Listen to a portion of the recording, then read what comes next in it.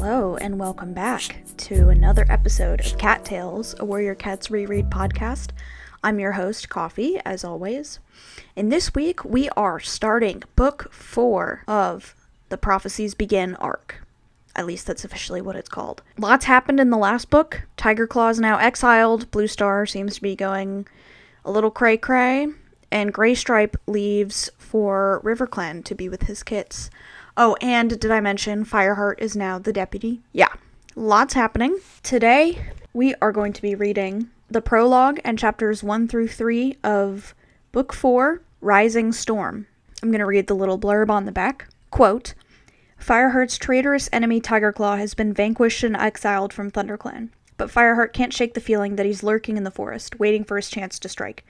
That's not the only problem facing the young warrior in these blazing summer months, as he struggles to handle sinister omens, an apprentice with a shocking secret, and a devastated clan leader who is a shell of her former self. Meanwhile, the forest gets hotter and hotter, and everyone braces for the coming storm. Whew!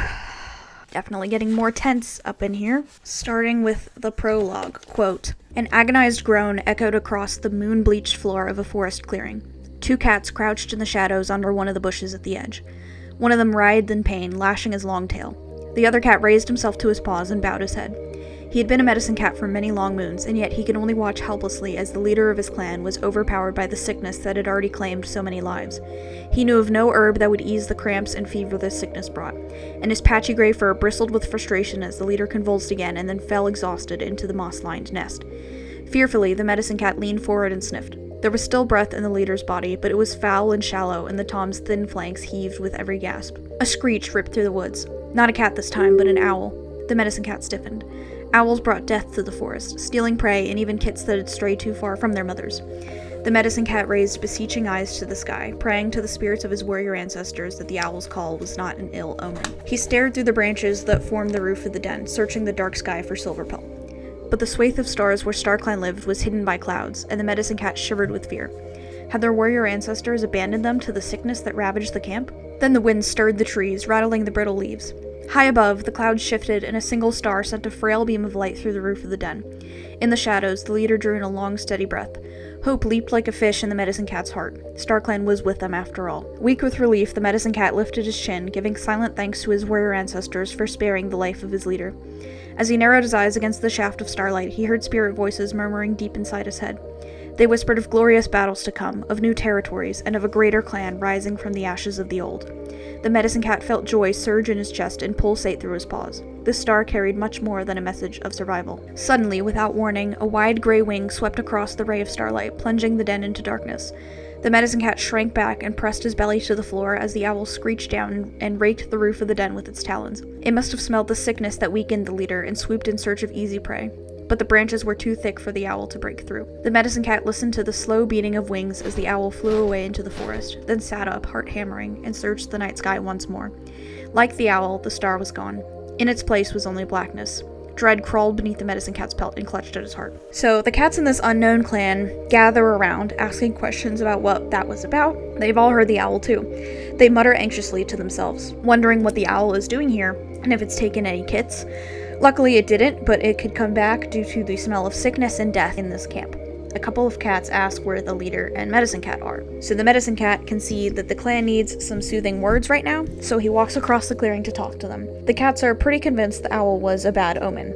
They ask the medicine cat what he thinks, and he redirects to seeing the star shine between the clouds, saying StarClan has spoken to him. The cats ask if it means their leader will be okay. StarClan only granted him his 9 lives 6 moons ago. The medicine cat replies, quote, There is only so much strength StarClan can give, but our ancestors have not forgotten us. The star brought a message of hope. One warrior asks if StarClan spoke of rain. It could help cleanse the camp of their sickness. The medicine cat says that they spoke of a brand new dawn and of a glorious future. He says they'll do more than survive. They'll rule the whole forest. Quote, Murmurs of relief flickered through the cats, the first purrs that had been heard in the camp for nearly a moon. But the medicine cat turned his head away to hide his trembling whiskers. He prayed that the clan would not ask again about the owl. He dared not share the dreadful warning StarClan had added when the bird's wing had obscured the star, that the clan would pay the highest possible price for their great new dawn. I wonder what clan this is. Like, actually, it's not being very specific there. Any guesses?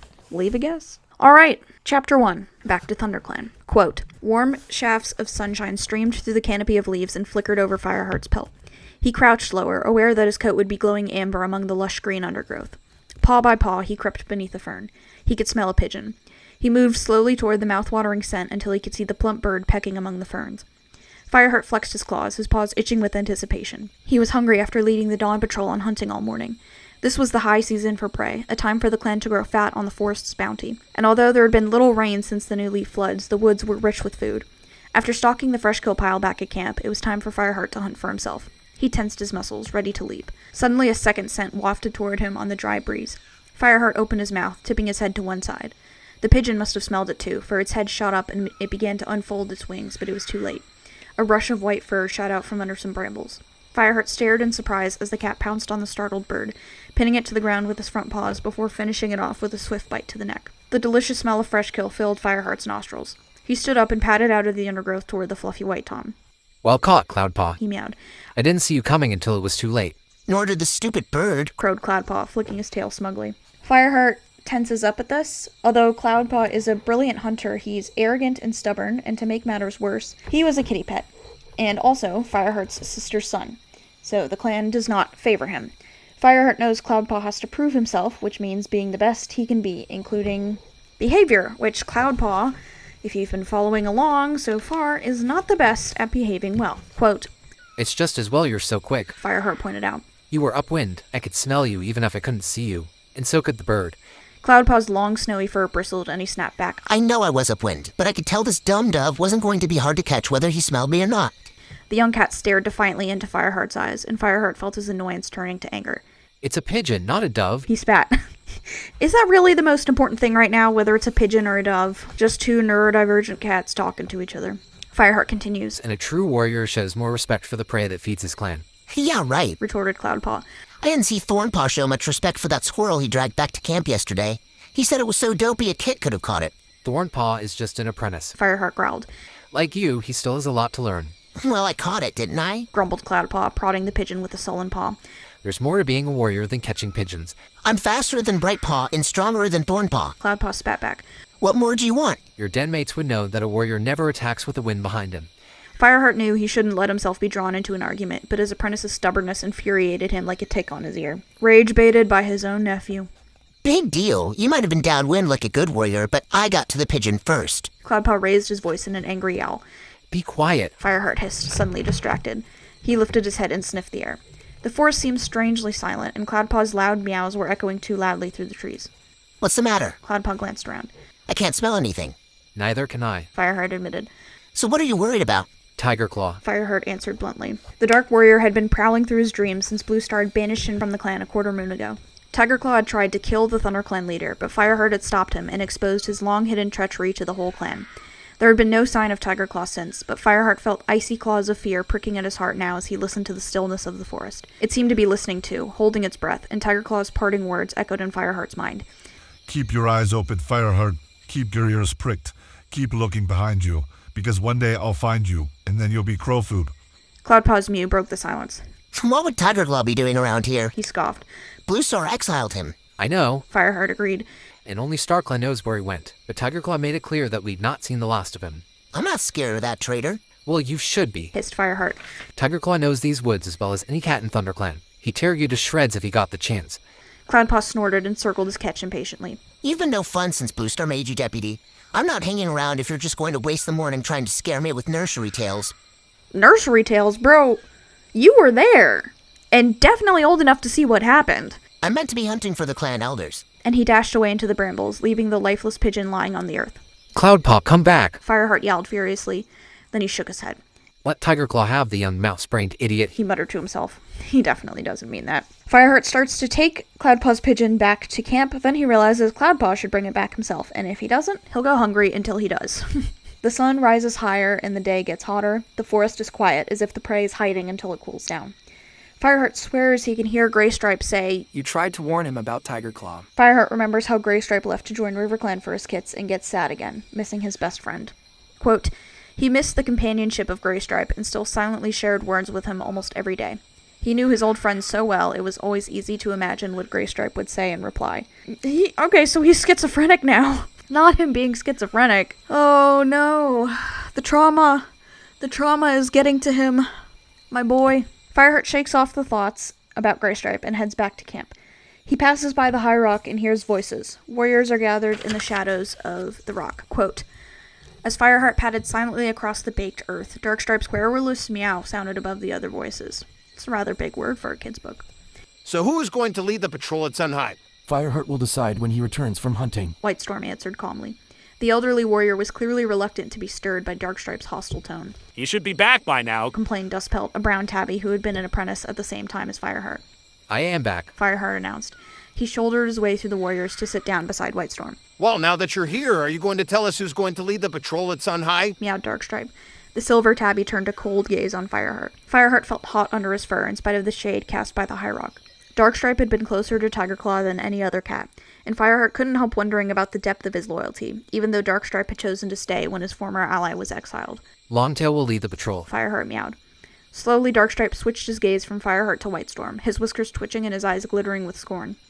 Fireheart swallowed nervously, wondering if he had said something stupid. Longtail's out with his apprentice, explained Running Wind, looking awkward. He and Swiftpaw won't be back till the evening, remember? Beside him, Dustpelt snorted scornfully. Fireheart gritted his teeth. I should have known that. Running Wind, then. You can take Brackenfur and Dustpelt with you. Brackenfur will never keep up with us. Meowed Dustpelt. He's still limping from the battle with the road cats. Okay. Fireheart tried to disguise his mounting agitation, but he couldn't help feeling he was just plucking names at random as he ordered. Brackenfur can go hunting with Mousefur, and... I'd like to hunt with them, Sandstorm offered. Fireheart blinked gratefully at the orange she-cat and went on. And Sandstorm. What about the patrol? It'll be past Sunhigh if we don't decide soon. Meowed Darkstripe. You can join Running Wind on patrol, snapped Fireheart. And the evening patrol? Mousefur asked mildly. Fireheart stared back at the dusky brown she-cat, his mind suddenly blank. Whitestorm's rusty mew sounded beside Fireheart. I'd like to lead the evening patrol. He meowed. Do you think Swiftpaw and Longtail would like to come with me when they return? Yes, of course. Fireheart looked around the circle of eyes and was relieved to see that they all seemed satisfied. The cats moved away, leaving Fireheart alone with Whitestorm. Thanks. He meowed, dipping his head to the old warrior. I guess I should have planned the patrols before now. It'll get easier, Whitestorm reassured him. We have all grown used to Tigerclaw telling us exactly what to do and when. Fireheart glanced away, his heart sinking.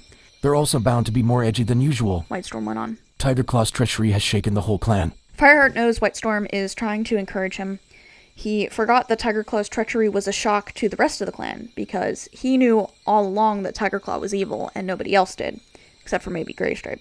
Whitestorm tells him that he's going to visit Brindleface, his mate, and politely departs. Fireheart spots Brightpaw over by the Freshco pile. He asks her about her hunting, and she says she's managed to catch a couple of pieces of prey. She took it straight to the elders, obviously eager to please. Fireheart wishes his own apprentice was that reliable. He decides to check on the elders next to see how they're faring in the heat.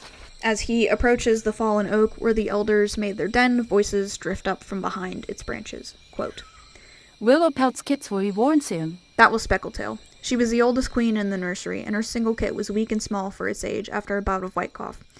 New kits are always a good omen, purred One Eye. StarClan knows we could do with a good omen, Small Ear muttered darkly.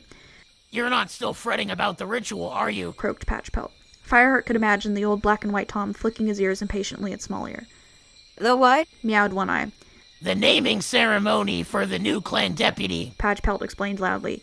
You know, when Tigerclaw left, a quarter moon ago. It's my ears that don't work as well as they used to, not my mind, snapped One Eye. She went on, and the other cats listened in silence because One Eye was respected for her wisdom in spite of her bad temper. I don't think StarClan would punish us just because Bluestar failed to name the new deputy before Moonhigh. The circumstances were very unusual. But that just makes it worse, fretted Dappletail. What will StarClan think of a clan whose deputy turns against it, and whose new deputy was named after Moonhigh? It looks as if we can't keep our cats loyal or even carry out the proper ceremonies.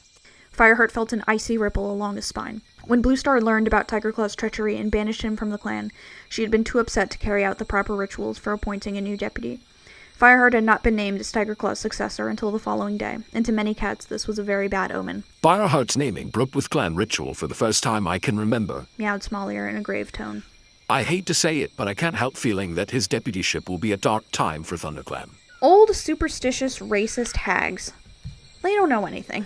Patchpelt mewed in agreement, and Fireheart felt his heart pound as he waited for One Eye to calm the other's fears with her wise words. But for once she remained silent. Above him, the fierce sun continued to shine in a clear blue sky, yet Fireheart felt chilled to the bone. He turned away from the Elder's Den, unable to face them now, and paced anxiously along the edge of the clearing. As he approached the nursery, Fireheart stared at the ground, lost in thought. A sudden movement outside the nursery entrance made him look up. He froze, and his heart began to pound as he recognized Tigerclaw's amber eyes gleaming at him. Horrified by the familiar gaze, Fireheart blinked in alarm. Then he realized that it was not the fierce warrior he was looking at, but Bramblekit, Tigerclaw's son. Nah, not the Tigerclaw clone in the camp. That is the end of Chapter 1. Getting right into Chapter 2, quote, Fireheart saw a ripple of pale amber fur and looked up to see Goldenflower slip out of the nursery behind the dark tabby kit. A pale ginger kit dangled from her jaws, and she placed it gently on the ground next to Bramblekit. Fireheart knew at once that Goldenflower had seen his reaction, for the pale ginger queen wrapped her tail protectively around her kits and lifted her chin, as if she were challenging Fireheart to say something. As she should. What happened to don't judge a book by its cover, Fireheart? Fireheart felt a rush of guilt. What was he thinking of? He was the clan deputy for StarClan's sake. He knew he had to reassure Goldenflower that these kits would be cared for and respected like any other member of ThunderClan. Your kits look healthy, he stammered, but his fur prickled as the dark tabby kit stared up at him with unblinking amber eyes, the image of Tigerclaw's menacing glare. Fireheart tried to push away the fear and anger that made him instinctively unsheath his claws and press them against the hard ground. It was Tigerclaw who betrayed ThunderClan, he told himself. Not this tiny kit. It's Tawny Kit's first time out of the nursery, Goldenflower told him. She glanced anxiously down at the little kit. They've grown quickly, Fireheart murmured. Goldenflower leaned down and licked each kit on the head, then patted toward Fireheart. I understand how you feel, she mewed quietly. Your eyes have always betrayed your heart, but these are my kits and I will die to protect them if I have to. She looked up into Fireheart's eyes and he saw the intensity of her feeling in their yellow depths. I'm afraid for them, Fireheart, she went on. The clan will never forgive Tigerclaw, nor should they. But Bramblekit and Tawny-Kit have done nothing wrong and I will not let them be punished because of Tigerclaw. I'm not even going to tell them who their father was, just that he was a brave and powerful warrior. Fireheart felt a pang of sympathy for the troubled queen. They will be safe here, he promised, but the amber eyes of Bramblekit still made his paws prickle with unease as Goldenflower turned away. Yeah, he's definitely schizophrenic, dog. Like, I get that Bramblekit looks like Tigerclaw. That's all good and well, but he needs to lock in here. It's not that serious. It's not Tigerclaw. Like, what are we doing? So, Whitestorm then tells him that Brindleface's kits are ready for apprenticeship. He says Bluestar doesn't know about it because she hasn't visited the nursery in days, which is strange because she's usually very invested in the rest of the clan, especially the nursery. Fireheart offers to go tell her about the kits, and Whitestorm agrees, saying it might cheer her up. Fireheart realizes Whitestorm is worried about her. Whitestorm then asks if Cloudpaw is still hunting for the elders, and Fireheart awkwardly replies that he doesn't know what's taking so long. So, he's still gone hunting. Whitestorm reminds him that the woods aren't as safe right now because WindClan and ShadowClan are still angry about Broken Tail and don't know that he's dead. So, they could attack ThunderClan again. On top of the whole Tigerclaw thing. Fireheart tries to argue, but Whitestorm shuts him down politely, his worry about Cloudpaw very clear. Fireheart then just goes to talk to Bluestar. Quote, silently cursing Cloudpaw, Fireheart padded away toward the high rock. Outside Bluestar's den, he gave his ears a quick wash and put Cloudpaw out of his mind before calling a greeting through the lichen that draped the entrance. A soft enter sounded from inside, and Fireheart pushed his way slowly in. It was cool in the small cave, hollowed out of the base of the high rock by an ancient stream. The sunlight that filtered through the lichen made the walls glow warmly. Bluestar sat hunched in her nest like a brooding duck. Her long gray fur was dirty and matted. Perhaps her wounds are still too sore to wash properly, Fireheart thought. His mind shied away from considering the other possibility, that his leader no longer wished to look after herself. But the worry he had seen in Whitestorm's eyes pricked at him. Fireheart couldn't help noticing how thin Bluestar looked, and he remembered the half-eaten bird she'd abandoned last night, returning alone to her den instead of staying to share tongues with her senior warriors as she'd used to. The clan leader raised her eyes as Fireheart entered, and he was relieved to see a faint spark of interest when she saw him. Fireheart, she greeted him, sitting up and lifting her chin. She held her broad gray head with the same dignity Fireheart had admired when he first met her in the woods near his old two-lake home. It was Bluestar who had invited him to join the clan, and her faith in him had quickly established a special bond between them. Bluestar, he began, respectfully tipping his head. Whitestorm's been to the nursery today. Brindleface told him her kits are ready to begin their apprenticeships. Bluestar slowly widened her eyes. Already? She murmured. Fireheart waited for Bluestar to start giving orders for the apprentice ceremony, but the she-cat just stared at him. Who do you want to be their mentors? He prompted. Mentors, echoed Bluestar faintly. Fireheart's fur began to prickle with unease. Suddenly a flinty hardness flared in her blue eyes. Is there any cat we can trust to train these innocent kits? She spat. Fireheart flinched, too shocked to answer. The leader's eyes flashed once more. Can you take them? She demanded. Or Graystripe?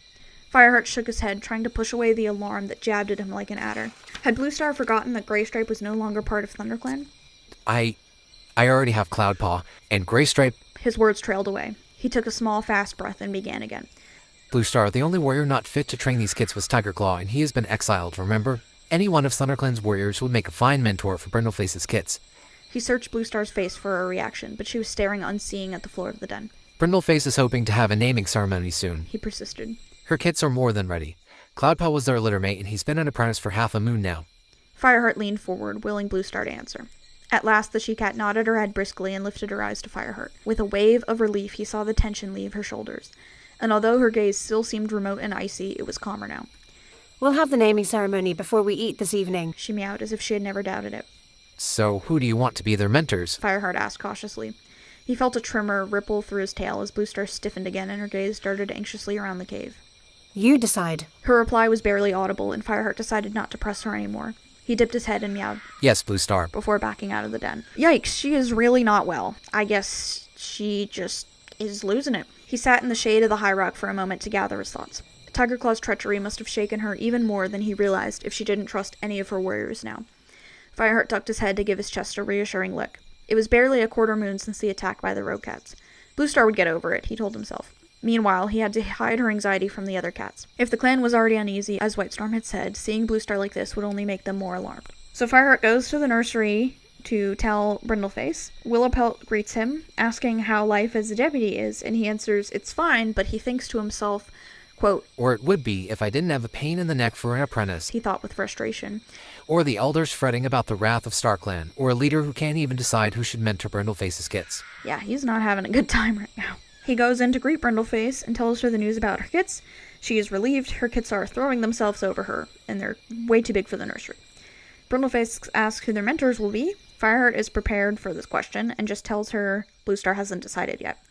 He asks her if there's any warriors she prefers. She is baffled at this and says Bluestar will know best. He agrees with her, feeling heavy about this whole situation. The scent of Bramblekit fills his nose, and he asks Brindleface rather sharply where Goldenflower is. She tells him she's taken her kits to meet the elders. She instantly clocks that Fireheart sees Tigerclaw and Bramblekit.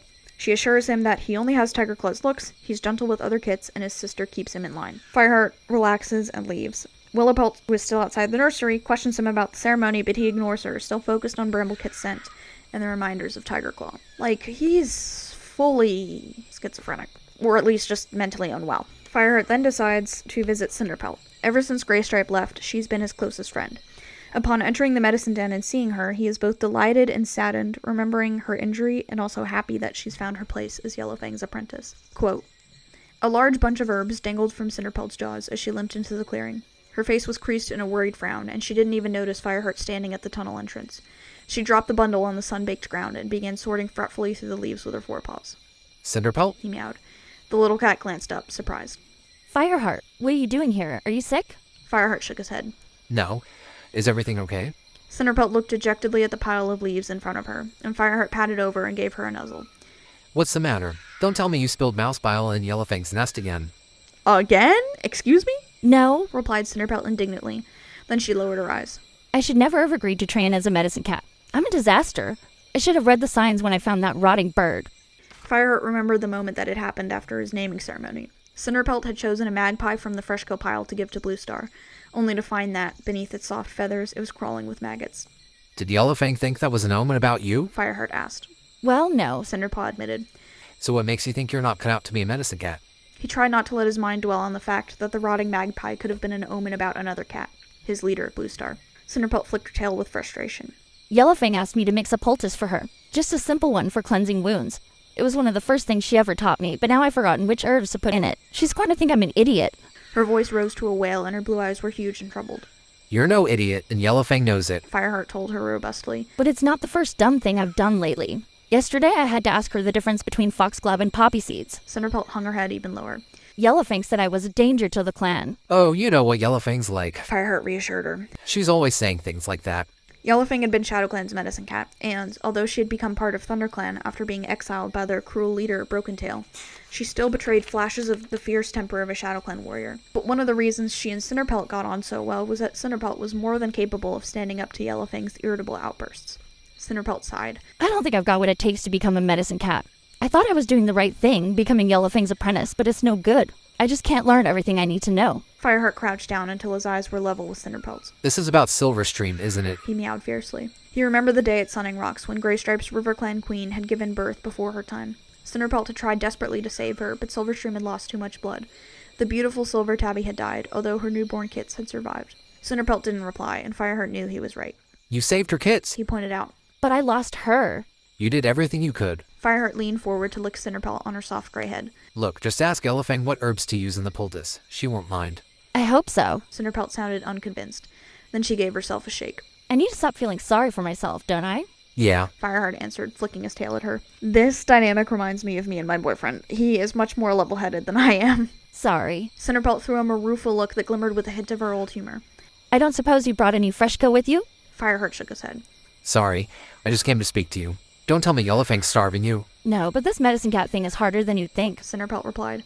I haven't had the chance to take any Freshkill today. Her eyes flashed with curiosity. What did you want to talk to me about? Tigerclaw's kits. Fireheart felt the bleakness seep into his belly again. Especially Bramblekit. Because he looks like his father? Fireheart winced. Were his feelings that easy to read? I know I shouldn't judge him. He's just a kit. But when I saw him, it was as if Tigerclaw were looking at me. I couldn't move. Fireheart shook his head slowly, ashamed of his admission, but glad of the chance to confide in his friend. I don't know if I'll ever be able to trust him. If you see Tigerclaw every time you look at him, it's not surprising you feel like that. Mewed Cinderpelt gently. But you must look beyond the color of his pelt and try to see the cat inside. Remember, he's not just Tigerclaw's kits. There's some of Goldenflowery in him too, and he will never know his father. It will be the clan that raises him. She added, You of all cats should know that you can't judge someone by the circumstances of their birth. Yes, exactly. That is what I just said earlier. Not her explaining racism to him of all cats. Cinderpelt was right. Fireheart had never let his kitty pet roots interfere with his loyalty to the clan. Has StarClan spoken to you about Bramblekit? He asked, knowing that Cinderpelt and Yellowfang would have studied Silverpelt at the moment of his birth.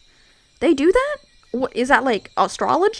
Okay, now I need to give the warrior star signs, and I did write these down ahead of time. Anybody who knows astrology, chime in. Tell me if I'm right or wrong. Fireheart is a Leo, straight up. Graystripe is a Taurus. Bluestar is a Cancer. Tigerclaw is a Gemini. Cinderpelt is an Aries, and Yellowfang is a Scorpio. Changed my mind. His heart lurched uncomfortably as the gray cat looked away and murmured, StarClan doesn't always share everything with me. Fireheart knew Cinderpelt well enough to know she was holding something back. But the shirt's something with you, right? Cinderpelt gazed up at him, her blue eyes steady. His destiny will be as important as that of any kit born to ThunderClan. She mewed firmly. She went to the Chiron, Percy Jackson, and the Olympian School of Vagueness. Fireheart knew he wouldn't be able to make Cinderpelt reveal what StarClan had told her if she didn't want to. He decided to tell Cinderpelt about the other problem that was troubling him. There's something else I wanted to talk to you about. He confessed. I have to decide who should be the mentor for Brindleface's kits. Isn't that up to Bluestar? She asked me to choose for her. Cinderpelt lifted her head in surprise. Why are you looking so worried then? You should be flattered. Flattered? Fireheart echoed silently, recalling the hostility and confusion in Bluestar's eyes. He shrugged. Maybe, but I'm not sure who to pick. You must have some ideas. Cinderpelt prompted him. Not a clue. Cinderpelt frowned thoughtfully. Well, how did you feel when I was named as your apprentice? Fireheart was caught off guard by the question. Proud. And scared. And desperate to prove myself. He replied slowly. Which one of the warriors do you think wants to prove himself most? Cinderpelt mewed. Fireheart narrowed his eyes. An image of a brown tabby flashed in his mind.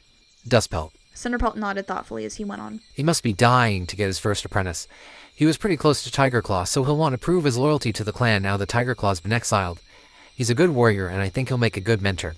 Even as he spoke, Fireheart realized he had a more personal motive for choosing Dustpelt. The tabby's eyes had flashed enviously as Bluestar twice made Fireheart a mentor, first to Cinderpelt, then to Cloudpaw. Perhaps, Fireheart thought guiltily, giving Dustpelt an apprentice would soothe the warrior's jealousy and make him easier to get along with. Well then, that's one chosen. Cinderpelt mewed encouragingly. Fireheart looked down into the medicine cat's clear, wide eyes. She made it sound so simple. They work so well together, it's crazy. And what about the other? Asked Cinderpelt. The other what? Yellowfang's rasping mew sounded from the fern tunnel, and the dark gray she-cat padded stiffly into the clearing. Fireheart turned to greet her. As usual, her long fur looked matted and dull, as if caring for the clan left her no time for grooming, but her orange eyes gleamed, missing nothing. Bluestar's asked Fireheart to choose the mentors for Brindleface's kits, Cinderpelt explained.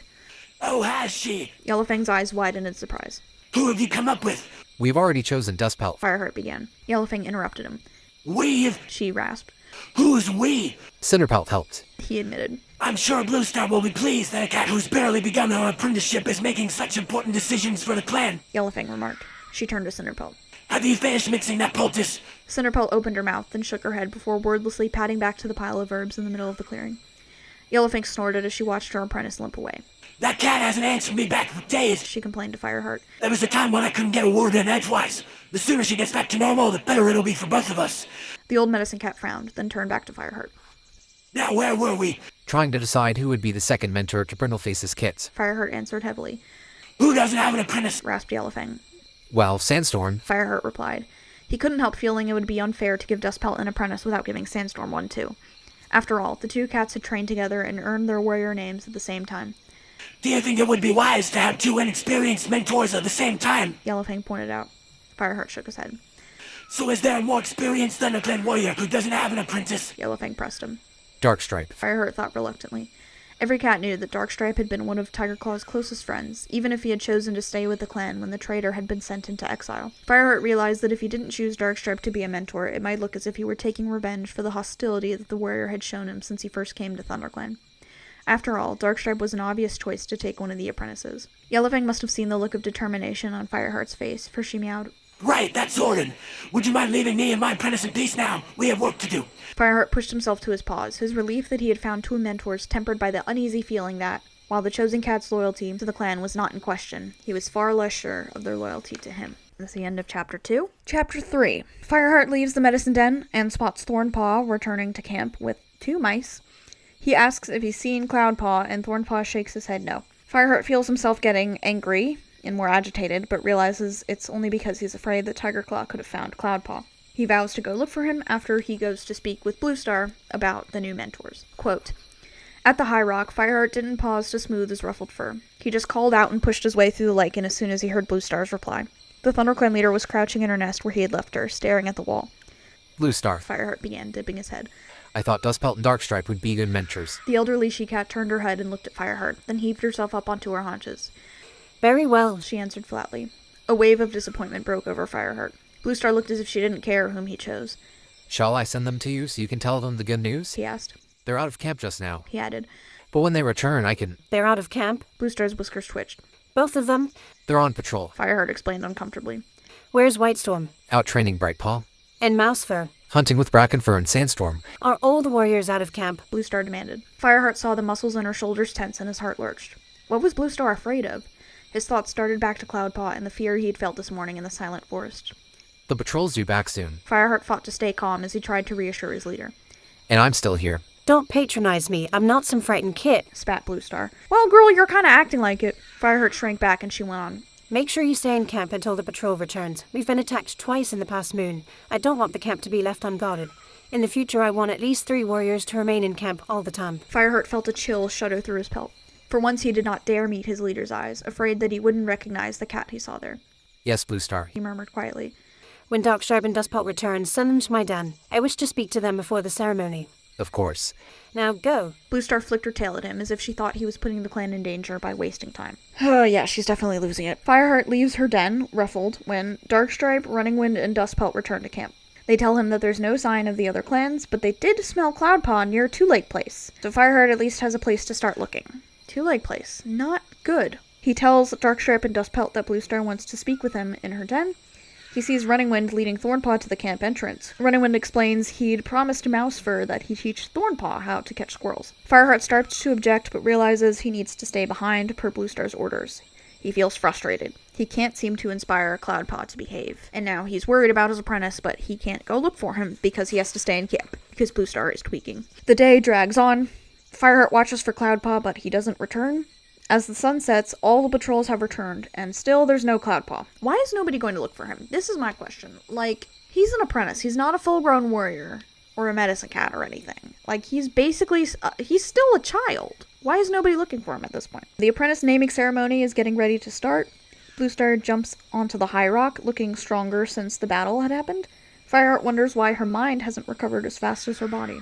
That's called trauma, baby. But she sounds confident as she calls the meeting, so Fireheart relaxes, taking his place as deputy in front of the clan. Quote, We are here today to give 2 clan kits their apprentice names. Bluestar began formally, glancing down to where Brindleface sat with a kit on either side of her.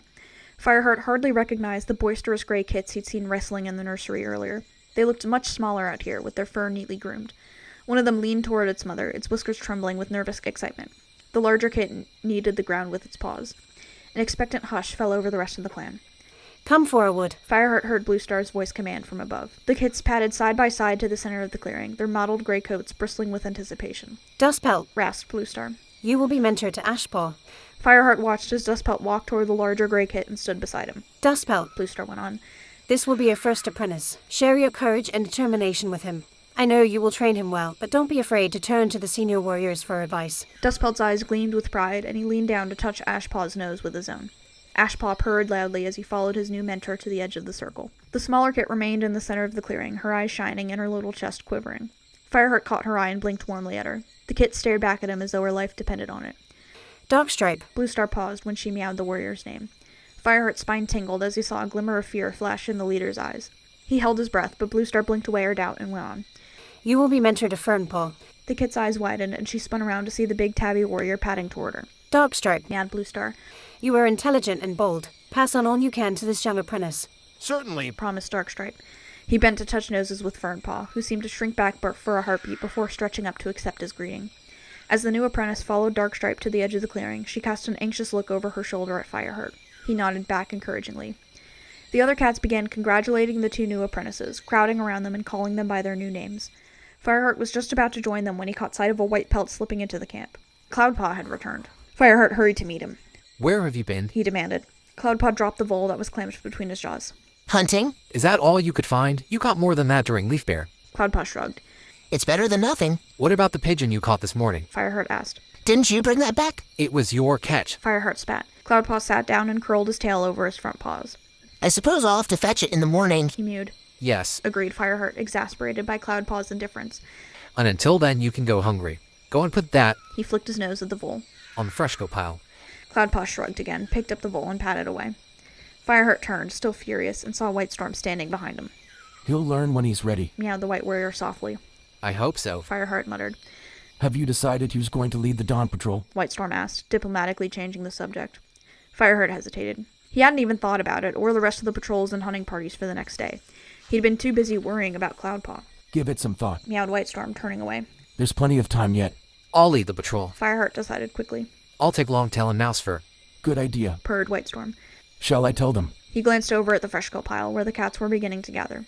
Yes, answered Fireheart. Thanks. He watched the White Warrior head toward the pile, feeling his own belly growl with hunger. He was about to follow when he noticed another white pelt, longer-haired and the color of fresh snow, mingling with the cats around the fresco pile. Cloudpaw had obviously disobeyed Fireheart's orders to keep away from the sharing of prey. Fury flashed through Fireheart, but he stayed where he was, his paws as heavy as stone. He didn't want to argue with Cloudpaw in front of the rest of the clan. As Fireheart watched, Cloudpaw picked out a fat mouse and bumped into Whitestorm. Fireheart saw the White Warrior glare sternly at Cloudpaw and heard him murmur something. He couldn't tell what, but Cloudpaw dropped the mouse at once and slunk back toward his den with his tail down. Fireheart quickly turned his head away, embarrassed that he hadn't confronted Cloudpaw before the senior warrior. Suddenly he didn't feel hungry anymore. He saw Bluestar lying under a clump of ferns beside the warrior's den, and longed to share his worries about his disobedient apprentice with his old mentor. But the haunted look had returned to her eyes as she picked half-heartedly at a small thrush. Fireheart felt a sadness like ice in his heart as he watched the ThunderClan leader heave herself to her paws and walk slowly toward her den, leaving the thrush untouched. It's the end of chapter 3, and that is where we're going to end for today. Interesting. Fireheart seems to be having a time being the deputy. Thank God for Whitestorm. Thank God for Cinderpelt still being there for him. Cloudpaw is gonna just be a nuisance, apparently. So that's all fun and good. Yeah, but that's all for today, folks. Thank you for joining me. We'll see what happens next. Hopefully Bluestar can recover some more. Hopefully we don't see Tigerclaw again. Hopefully Cloudpaw starts listening. I will see you next time. Thank you, and may StarClan light your path.